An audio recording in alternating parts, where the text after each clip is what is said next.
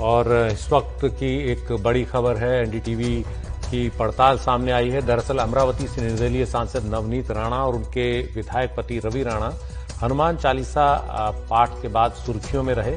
अमरावती में हुए उमेश कोल्हे हत्याकांड को वो आतंकी साजिश बता रहे हैं, सीमा पार से इसके तार जोड़ रहे हैं। लेकिन एनडीटीवी ने अपनी तफ्तीश में पता लगाया है कि मुख्य आरोपी जिसे इस हमले का मास्टरमाइंड बताया जा रहा है, उसने न सिर्फ पिछले चुनाव में राणा दंपति के लिए प्रचार किया, बल्कि इलाके के लोगों के मुताबिक उनके बेहद करीबी भी वो था। हालांकि सांसद और विधायक दोनों इस बात से इनकार करते हुए कह रहे हैं कि आरोपी जिस भी दल का कार्यकर्ता हो, उसे कड़ी से कड़ी सजा मिलनी चाहिए। हमारे सहयोगी अनुराग द्वारी दे रहे हैं इस मसले पर ज्यादा जानकारी।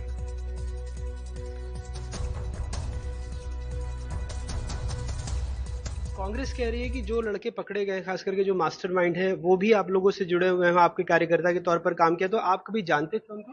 देखो, ऐसा है, मेरे कार्यकर्ता रहते थे या कोई भी रहते थे, मेरे को तो मैं तो कभी आज तक उनसे मिला भी नहीं, ना उनको पहचानता हूँ, ना कोई मेरे साथ उनका फोटो है, ना कोई किसी प्रकार का मेरा उनसे कोई संबंध है। पर मेरा बोलना है, ये कोई भी पार्टी में ऐसे लोग होंगे तो उसका विरोध होना चाहिए। आज कांग्रेस ने विरोध क्यों नहीं किया? क्यों कोल्हे को समर्थन क्यों नहीं दिया? कोल्हे परिवार के पीछे क्यों खड़े नहीं रहे? क्यों आपने जब सीपी इनलीगल काम कर रही है, केस को दबा रही है, उसके खिलाफ जाके आपने डीजी को, गृह विभाग को, होम मिनिस्टर को क्यों कंप्लेंट नहीं दिया? जब आपके समर्थन से ये केस दबाई जा रही है, आपके समर्थन से उनको सपोर्ट किया जा रहा है, तो आप कोल्हे परिवार के पीछे कैसे खड़े रहेंगे? आज एमपी नवनीत राणा ने जब उस परिवार को मिले, उन परिवार की व्यथा सुनी, एनआईए के माध्यम से उनकी जांच मांगी, देश के गृह मंत्री से बात की, देश के होम सेक्रेटरी बात की। जब एक सांसद महाराष्ट्र में सीपी अगर गलत काम करे, उसके खिलाफ अगर देश की केंद्रीय एजेंसी तक जाती है, तो आप यहाँ पे कोल्हे परिवार को मिलने घर तक भी नहीं जाते। तो मुझे बताओ कि वो किसके नजदीक के वो लोग हैं मारने वाले, किसके संपर्क में, कौन से पार्टी से जुड़े? उसे साफ दिखता है कि जिसकी हत्या हुई, हिंदुत्व का प्रचार करने के उपलक्ष्य में उसकी अगर हत्या होती है, उस परिवार के पीछे आप खड़े रहते नहीं। अगर हम इस विषय को उठाते नहीं थे, सीपी का अगर चिट्टा खोलते नहीं थे, और इस तरह से हम पूरा मीडिया के माध्यम से और जांच एजेंसी के माध्यम से अगर खुलासा बाहर नहीं आता था, ये रॉबरी की केस बोल के इसको दबाया जाता था और इस फाइल बंद हो जाती। हम यही आखिरी सवाल आपसे भी है, बार बार ये आरोप लग रहे हैं कि उन लोगों ने आपके लिए भी चुनाव में सांसद के लिए काम किया, रवि जी के लिए। मैं आपको एक चीज बता सकती हूँ, मैं जो उदयपुर में घटना हुई पूरे देश ने देखी, उसके पहले अमरावती की ये घटना है।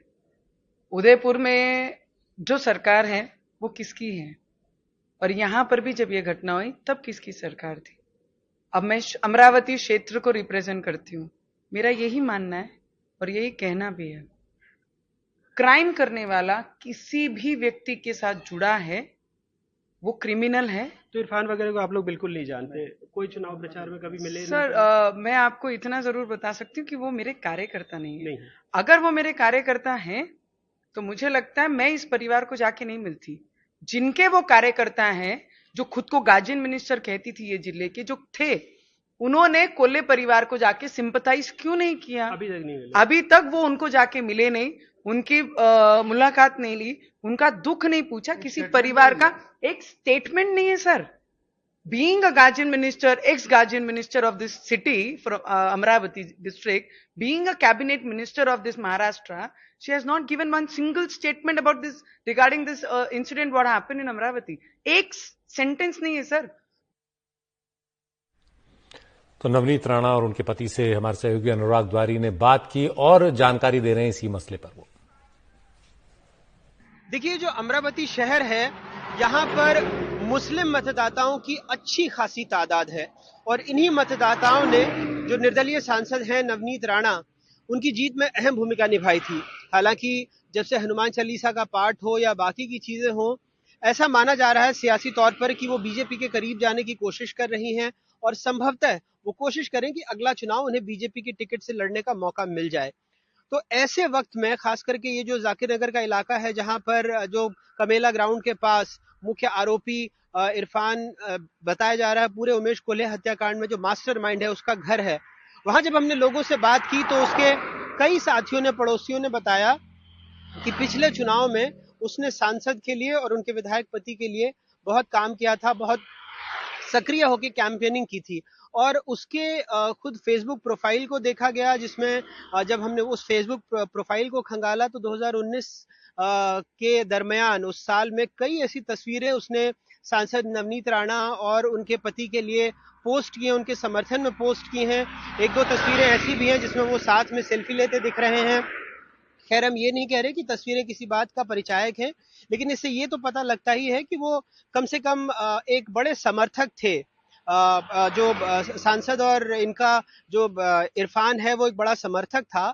और इस पूरे मामले में जिस तरह से पूरी कड़ियां जोड़ी जा रही है, हालांकि इस मामले में जब हमने सांसद नवनीत राणा और उनके पति से बात की तो उन्होंने कहा कि किसी भी दल का समर्थक हो, कोई भी हो, उसको कड़ी से कड़ी सजा होनी चाहिए। और अनभिज्ञता जताई, ये मानने से इनकार किया कि इरफान उनका समर्थक था या उनके किसी तरह के संबंध थे।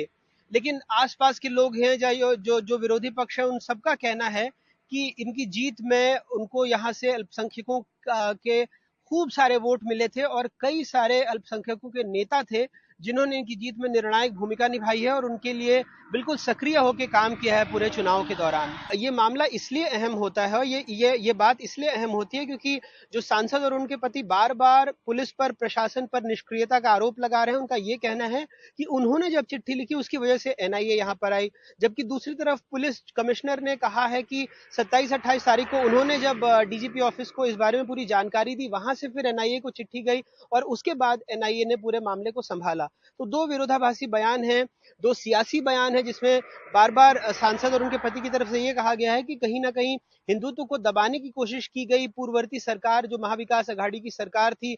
और ऐसे में इस परिप्रेक्ष्य में इन तस्वीरों को अगर कोई नजदीकी रही है सांसद से, तब ये अहम हो जाता है और इसीलिए खबर हम दर्शकों तक बता रहे हैं।